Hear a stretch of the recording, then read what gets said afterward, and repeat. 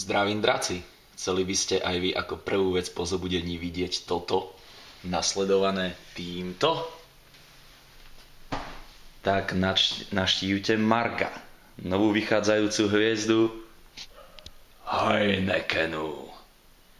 Dovoľte, aby som vám predstavil teraz jeho bytík, kde neexistujú žiadne dvere, žiadne bariéry, nič.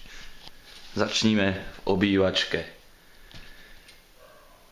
Pekná zbierka radlerov, hneď vedľa cien za ganžovú olympiádu.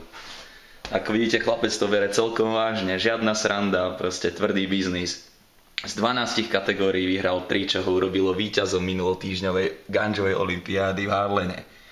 Zbaliť zrkadlo, navážiť a volačo iné. Nuž, tak to bola obývačka. Hej, dáme si túto veľkú telku, samozrejme otočná. Chceme pozerať odtiaľto, alebo si to natočíme viacej do kuchyne. A môžeme rovno pokračovať kuchyňou. Celkom stačí pre jedného človeka, nie? No aby to nebolo ďaleko po nejakú ten pamlsok, tak samozrejme hneď vedľa kuchyne tu je jeho hniezdo.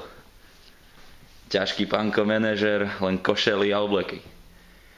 No, čo, pokračujeme ďalej? Úplne logicky, vedľa spálne, záchod. Žiadne dvere, veď na čo? Sprcha tandem pre dvoch? Vie mi toto niekto vysvetliť, na čo sa to v praxi používa? Ale takto to funguje.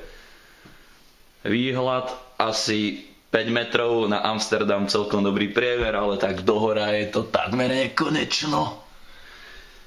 No ako som hovoril, jediné dvere v byte, vchodové dvere, rovno viditeľnosť hajzlíku, nádhera, nezabudnite sa zatvoriť, keď tu raz skysnete. Tak čo, kedy sa tu zastavíte?